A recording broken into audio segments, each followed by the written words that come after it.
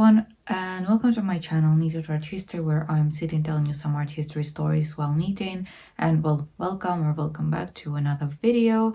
So today is gonna be another different topic, another series of videos. So today we're going to be talking about a museum. From time to time we're going to be talking about museums, about their collections, how this collection formed, what you can see in them and stuff like that. So because you see, we in university we studied this also, the museums, how they work, what you need to do there, and all of this stuff. And today's video is actually my individual work for it was like one of the tasks for my decorative arts class in university, for like additional grade.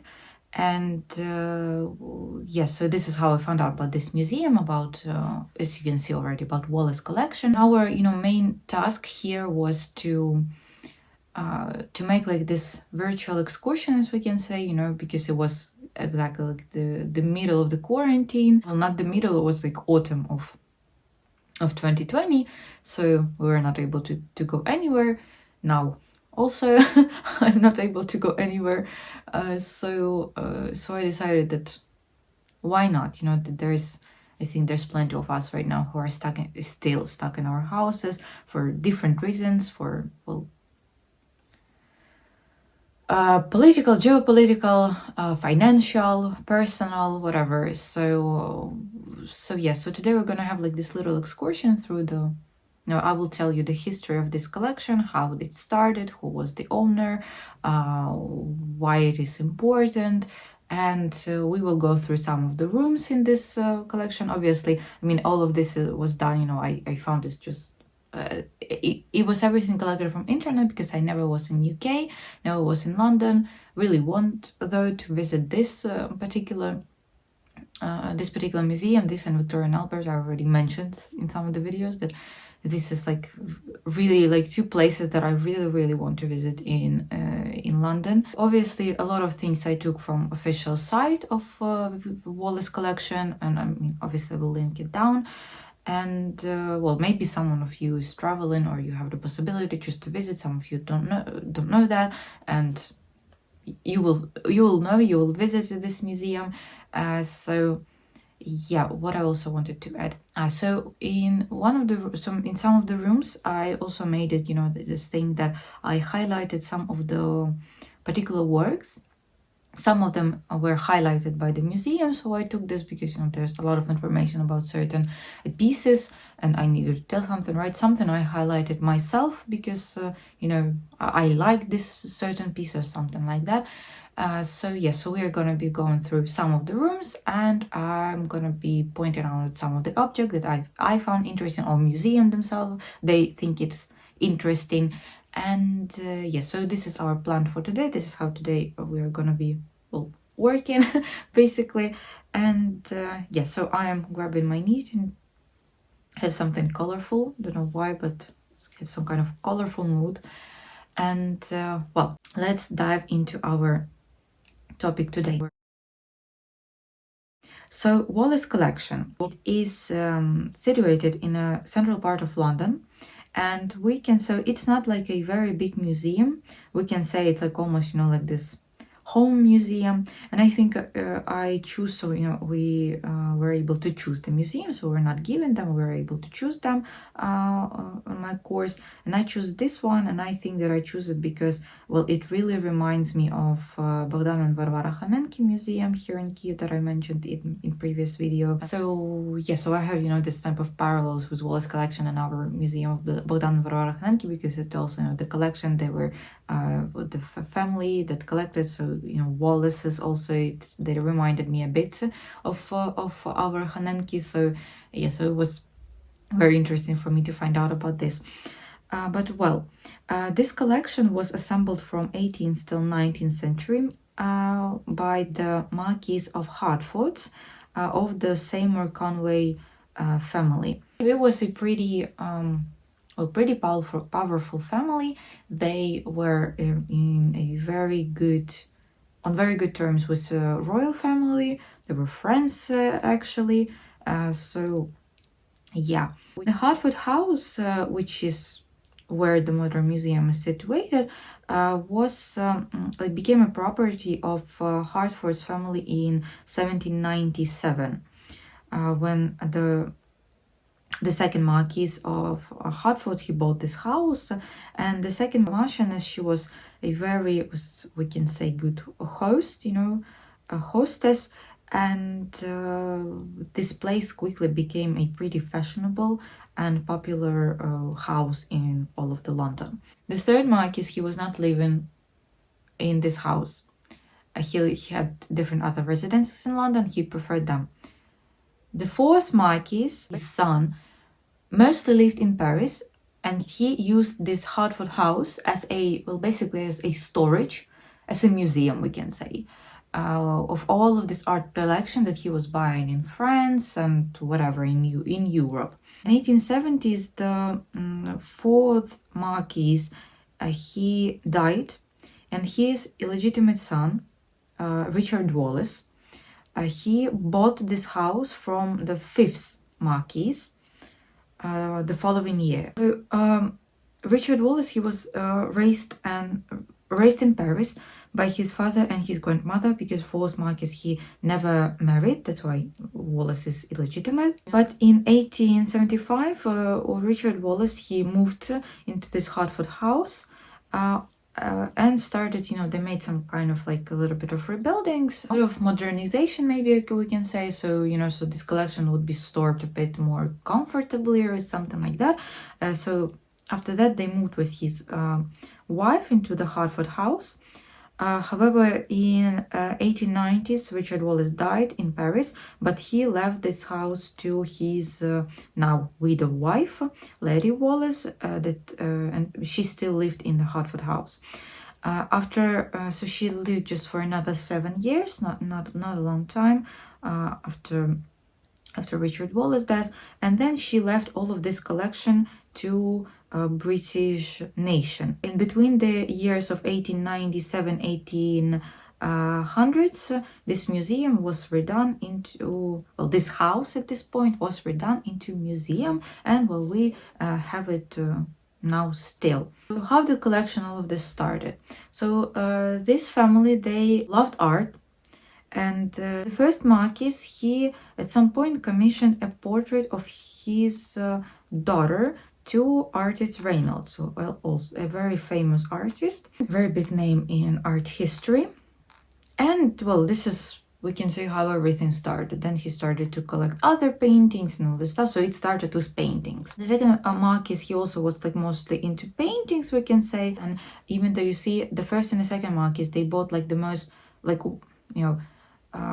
expensive, we can say, paintings and important paintings of the collection. So it was paintings of Canaletto, it was paintings of Reynolds, it was paintings of Gainsborough. So very, very famous, very, very big names in art history. The third Marquis was the one who took this collection in as a, we can say, on another level, as something very serious. And then, the fourth Marquis, he continued all of that. So the third Marquis, he was, he was actually friends with King George IV, and he was the one who was buying a lot of Dutch painting. He was buying a lot of Sèvres porcelain. He was buying a lot of different gilded bronzes of a lot of French furniture and etc. But also he was kind of cunning, we can say, because he used the French Revolution for his advantage, and in this period of time he bought a lot of different things, and I suspect for like very, very cheap. Much of the collection was assembled between 1840s and 1880s by fourth Marquis and his illegitimate son Richard Wallace. Following the footsteps of his father, the fourth Marquis, Richard Seymour Conway, proved equally adept to accumulating works of art. He was said to be a recluse who devoted all his time to finding and collecting remarkable works of art. For Wallace, after spending his early years in London, he became his father's assistant, and especially in art, in questions of art. After the death of his father, so he, his father, he left some things. He left all of his money to his son. He left some of the other estates to his son. However, you see, the Hertford House, he, like Richard Wallace, needed to buy. A generous philanthropist, Wallace was also knighted in 1871 for his charitable service for, like, during the siege of Paris. Before leaving Paris, he presented the city with 50 cast iron fountains, which provided the public with free, clean drinking water. In 1872, he added important collections to medieval and Renaissance objects and European armor. And while Hertford House was converted for housing his collection more like comfortable, as we can say, this collection was shown at the Bethnal Green Museum in London East End, and it was, well, a popular sensation actually. So it is known that during this period of time that it was exhibited there. I don't know, to be honest, for how long it was, but this exhibition was visited by 4 million people. 4 million people. It's, you know, this is numbers of all of these international this worldwide exhibitions, like for example, like in 1900 that was held in Paris, for which the Eiffel Tower was built.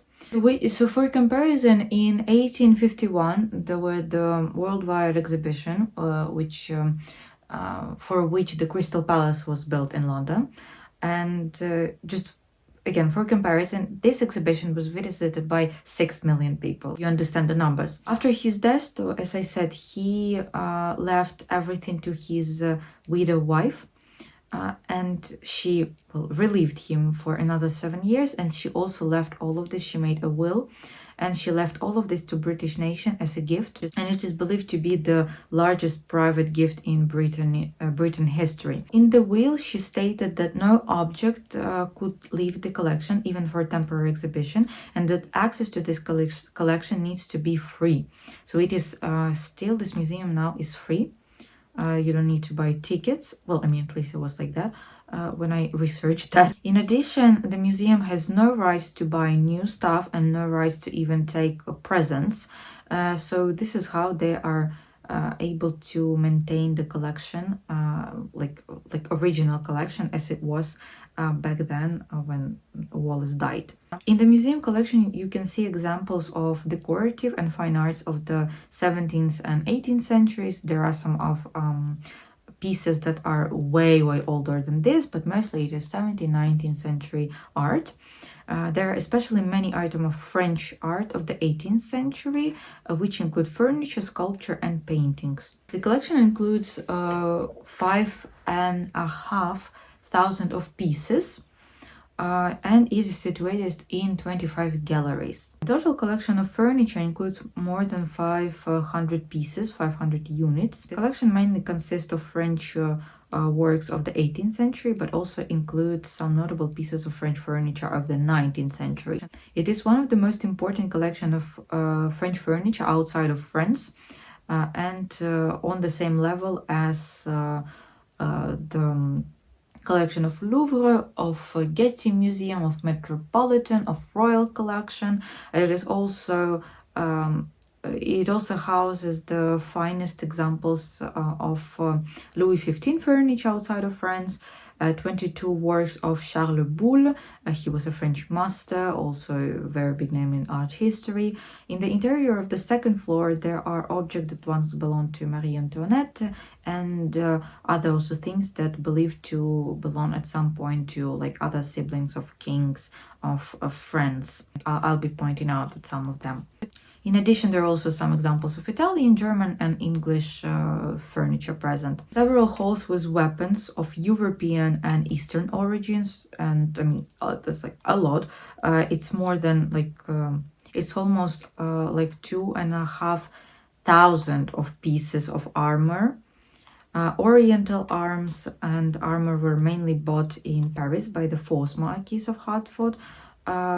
Most types of weapon are Indian, Persian, and Turkish also, from 15th till 19th century. However, there is some very old pieces. Like for example, the oldest piece in the collection is the sword of not sword, yeah, the big knife of 10th century, and the oldest armor here is dated back to 14th century. They also have a very big collection of firearm from 16th to 19th century. And European arms and armor collection was mainly formed by Richard Wallace. They have also the largest collection of Sèvres porcelain, which is insane. There are some pieces also of Meissen porcelain. Examples of Sèvres porcelain are represented by like vases, tea services, tea sets, you know, different plates, and etc., etc. And all of this in like enormous numbers, so look, it got to hundreds and hundreds of pieces of that. Maiolica also represented pretty impressively by 140 items from the Italian Renaissance period. There are Spanish ceramics, Iznik porcelain, this Turkish porcelain, Italian and French ceramics. In addition, a large number of different gold caskets, jewelry, object made of metal, glass, carving, miniature, and etc., etc. There's a lot of pieces that, like glass pieces, also a lot of Limoges animals, so a lot of things. You can find like almost everything there. So I will show you the plan of the building, obviously. There's like 3 story there, and we will not obviously go in like each and every room, so I just, you know, again, I will tell you just this thing that I found online. There were like that I was able to find, plus, you know, to keep some kind of intrigue, or I don't know what to call it, so for you to see something there. So we will start obviously with the first floor, with the first story. It's the hall. So the hall is like one of the rooms that were not rebuilt. It was like one of the rooms that is still original, we can say, to the house, how it was back then. The next room is, well, back then it was called the breakfast room, so like dining room. So it was the room where Wallaces were eating. And on photograph from 1890s, we can see that the room contained a large cabinet filled with porcelain from Sèvres and a lot of Dutch paintings. The French chimney in this room was made in the mid-19th century and installed when the house was modified for Sir and Lady Wallace. Now it is the place where the wardrobe is situated and the cashier. Another room, like the next room, is, well, back then it was the housekeeper room. Now it is the store of museum right now. So, well, it back then was the housekeeper room. There's nothing more to add here. Next rooms are more interesting. So we are starting with the room of Oriental weapons and armor. Here you can find Eastern European, Turkish, and Indo-Persian weapons, armor, and works of art also. The all-Oriental armor in the Wallace collection were largely collected by Fourth Marquis of Hertford in the 1860s, the last decade of his life. Like many of his contemporaries, Sir Richard Wallace used these works to bring a mood of this like Oriental exoticism, it was called back then. Trophies of arms and armor from India, the Middle East, the land of the former Ottoman Empire, and the Far East adorned the walls. And, you know, thus it was forming like this type of pattern from armor, you know, like this decoration. And the ceiling was painted in dark blue with this yellow stars, almost like, you know, in churches it was very popular at some point, in French churches, especially French cathedrals. Here I highlighted one thing, decorated dagger that is originated from North India and was created in 1615. So unfortunately I don't remember why I didn't found or how this piece got into Wallace collection. The court of Great Mughals, the first half of the 17th century, jeweled daggers were intended for the emperor and the imperial family. It was also meant as a gift for those, you know, people to whom the emperor trusted, so it was a very prestigious gift back then. It showed the emperor favor. When Jahangir's son, Prince Khurram, returned victorious from the Deccan in October 1617, he was given the title of Shah Jahan, and presented with many gifts, and well, this dagger was one of them. This dagger is made of pure gold and studded with nearly 2,000 diamonds, rubies and emeralds. The next 3 rooms will be the rooms of European armor. So there was one of Oriental, of Eastern armor, and 3 of European. All of this back then in Wallace time was the the stables. Don't know why the hell you need such a big stables for London, but well, I guess you needed back then them to be so big. But whatever. So the first hall of European armor, here you can see the medieval and Renaissance weapons and armor. Richard Wallace acquired most of his European armor in 1871 when he acquired the collection of Count Alfred Emilien de Neuvecourt. He was the Napoleon III Minister of Fine Art, and also he was a director of Louvre at some point. And the other collection that he bought was the collection of Sir Samuel Rush Maywick, a noted collector and researcher of arm and armor.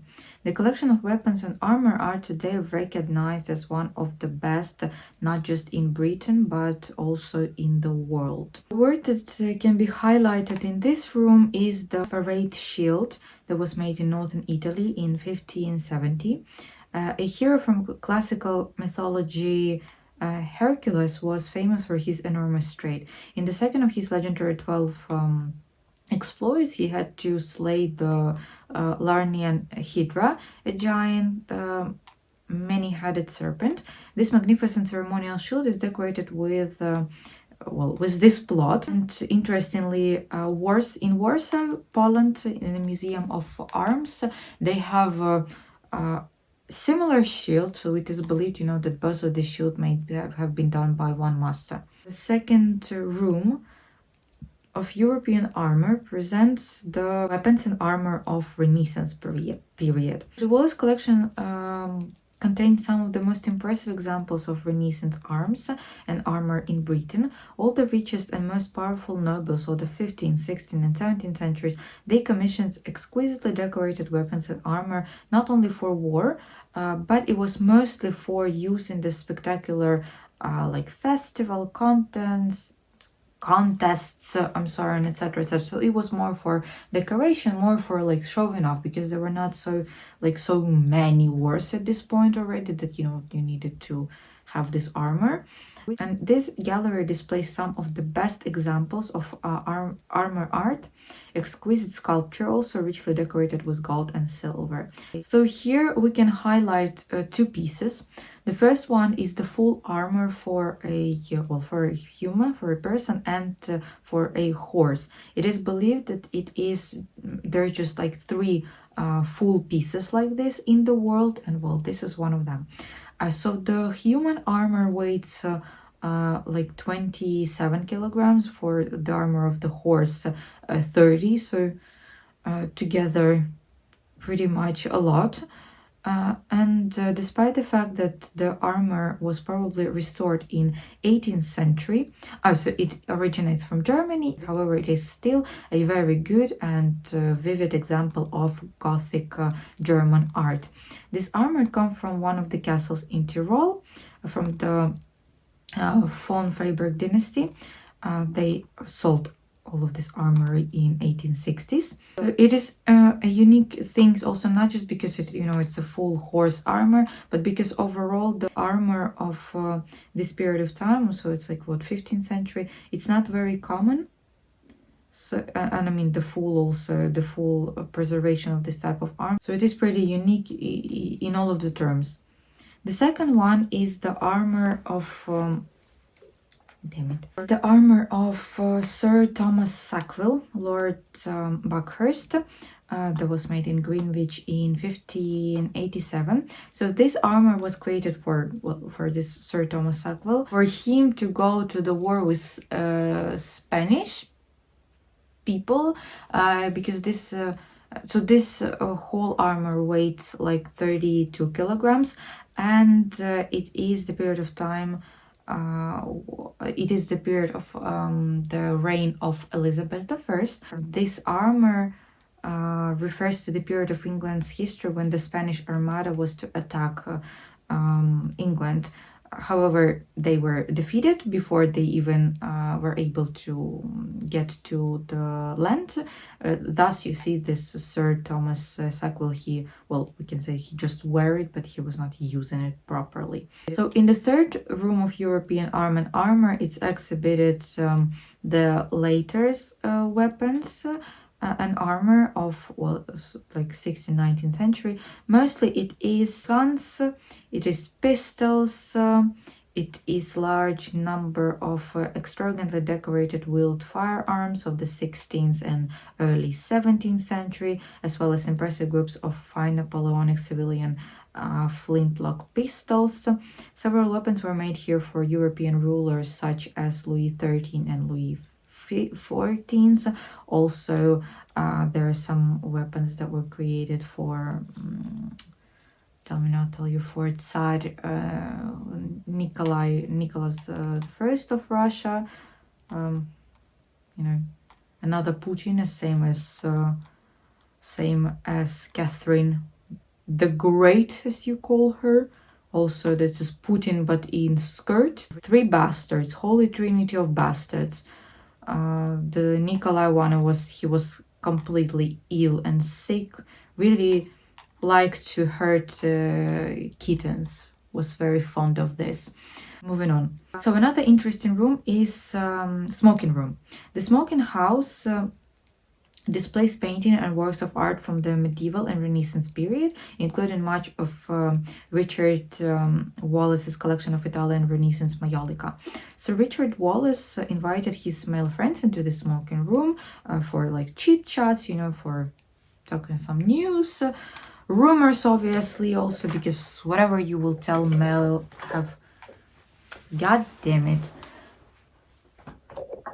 Men are also like to rumor, and they're doing it constantly. Sometimes I think they're doing this even more than women do that. So yeah, and obviously to have some smoke or something like that. This room also had some kind of this oriental mood, oriental interior. The walls were covered with Turkish style tiles, and the floor also was covered with patterned mosaics. A very small part of this interior survived till our day, and it is situated in a little niche in the northern part of the room. And it was actually a very smart move, because it was to make the room completely in tiles, because it's a smoke. If you will do everything with fabric, everything will smell like a smoke, but with tiles it's a bit easier, it's different, and you can clean it faster also. So it was a very intelligent move. Next room is called the room of 16th century. So back then in Wallace time, this room was divided on like two smaller ones. In one room they stored paintings and maiolica. Smaller pieces of art were like little sculptures, figurines. All of this were stored in Renaissance cabinets. Another room was known as Canaletto room. So there were paintings of Canaletto that are presented. Very interesting piece from this room of 16th century is the figurine of Jesus Christ in the who presented as the Good Shepherd. Why it is interesting? Because this thing originates from Sri Lanka. The Christian theme was introduced here by missionaries accompanying Portuguese trader. So this figurine is made from rock crystal, and in general you see back then this rock crystal works of art were highly wanted by all of the collectors, and it was kind of a prestigious thing to have in their collection. And Sir Richard Wallace, he bought this figurine in 1876 and kept it in his boudoir along with his jewelry and other valuable things. Other important room is the main hall. I don't know how you call it right in English. And that was the first room where all of the guests took when they were visiting Wallace family. Back then and now also, this room was decorated with different portraits.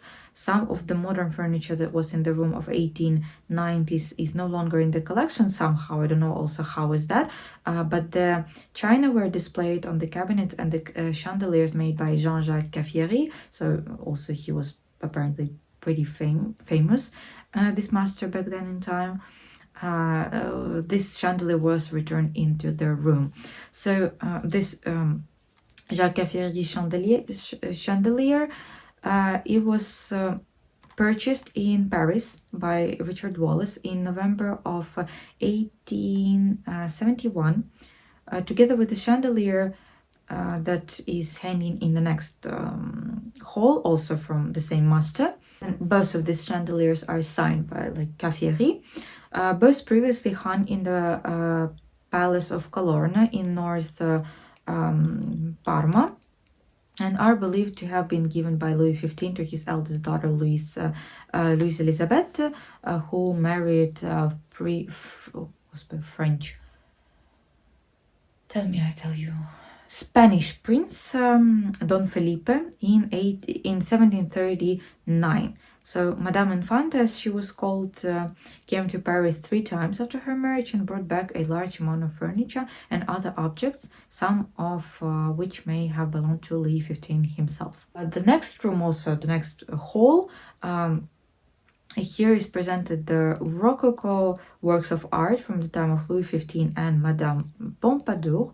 The back drawing room today is dedicated to the patronage of King Louis XV and his mistress, Madame de Pompadour. It features some outstanding examples of Wallace Rococo art collection. Sir Richard Wallace used this back room to entertain his guests.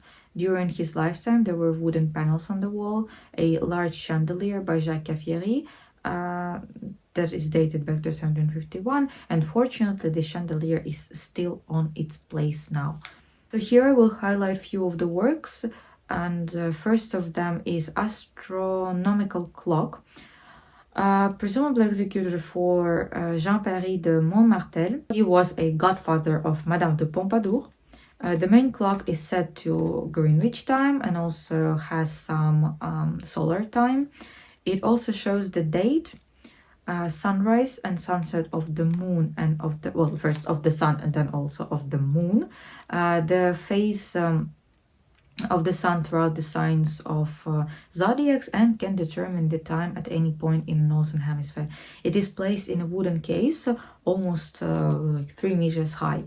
The other thing interesting is music clock. It dates back to the beginning of 1760s. Above is a figure of spaniel, a dog, looking and trying to get a pheasant. Some of the musical instruments are lying in the corners, like horn, violin, flute, and etc., etc. And every hour this clock plays one of 13 melodies. Another interesting thing is inkwell, that it's made in the form of 2 globes, and under the crown there was a bell to, well, like ring for servants to take these letters. So there is some speculations that this inkwell could have been a gift from Louis XV to his daughter Marie Adelaide. The medallion on the base shows the king's head, the gilt MA monogram, and the flower that were the emblem of the French monarch. This monogram has caused a lot of debates because so when the 4th Marquis bought this thing in 1847, it was noted that it belonged to Marie Antoinette. However, like now experts deny this because this inkwell was it is an example of Sèvres porcelain, and now they say that, well, it was in the period of time of Marie Antoinette. This this type of thing were not in fashion, so it is, you know, considering the style, it is debatable that its thing belonged to Marie Antoinette. In addition, 3 heraldic lilies are drawn on one of the medallions, hinting to an unmarried French princess. So we are getting at an end. So I showed you just like the biggest room, the, well, with the biggest maybe collections of interesting stuff. So in dining room also there is a lot of still lifes and portraits of 18th centuries. The room contains masterpieces of 18th century French portraits by Nattier, by Houdon. I have a video about Houdon, actually, like one of the latest, so check it out if you're interested. 2 oil sketches by Jean-François de Troyer for the decoration of Louis XV's dining room in Fontainebleau. And well, etc, etc. So in the billiard rooms there are some of the works of art that are exhibited from the period of time of Louis XIV, so also a very important and interesting thing. And you can end all of this excursion, all of this travel through this museum in the backyard, which was rebuilt in 2000s. And now they made, like, you know, in this French style restaurant there. So and they made also this glass roof. So yeah, very like interesting stuff. And well, as I said at the beginning, it was a free collection, so it was a free place. You didn't need to pay anything. You didn't need to pay for tickets. However, you see, the museums, like, they need to survive on something. So I think they're like taking donations maybe, plus the oh la la, the sun. Plus you see the museum shop also. Oh wow, okay. Okay. Thank you very much. Blinding me out. Oh, I'll sit like that. So what I was saying. Oh yes, and also you can actually rent this place for a wedding. So you know, I'm really like skeptical towards, you know, all of these weddings that are you know, when people spending like a crazy amount of wedding, especially knowing that you won't last long. So what is the point of that? But I mean, you do you, obviously, if you have this money. And you know, just for me, you know, it's not rational spending, and I hate irrationally spending money. So yeah, if it's not usable, if it's not useful, then I don't understand like why spend this. But here in this situation, you know, when you know that with this money you can support the whole museum and you can make something, well, basically good to preserve this collection, well, why not, right? It will be a beautiful place for you. I mean, I can just imagine how much this costs, to be honest. But again, it's a museum. It needs to have money. It needs to like preserve itself somehow. So yeah, so you can rent this place as a wedding venue if you like. And I think it's not just the backyard. I think they're actually given access to some of the rooms, so you can actually have dinner in some of the rooms, so surrounded by all this art and all this stuff. So it's also very nice. Hope you like this one. I hope it was interesting for you. And again, as I said, maybe some of you are in London or you will travel to London, so definitely check this place out. I hope one day I will get there also. Just from time to time I'll be doing this type of things. We'll be talking about museums. I think it's also interesting because, again, as I said, not a lot of us have the possibility to ever visit some of them, especially, you know, for me, for example, Europeans museums are they're a little bit easier to have access to because, well, it's not so expensive to go there from Ukraine. But for example, I really thought that I will be able, or at least in near like 10-15 years, to visit some of the museums in Asia, for example, because it is enormously expensive to fly there from Ukraine. Well, now not fly, you know, I need to go somewhere to Poland and then fly from Poland to whatever you needed, you know. Museums also in America, it's also enormously expensive to fly to America, to US, to Canada. So yes, so we will be maybe talking about this type of museums there.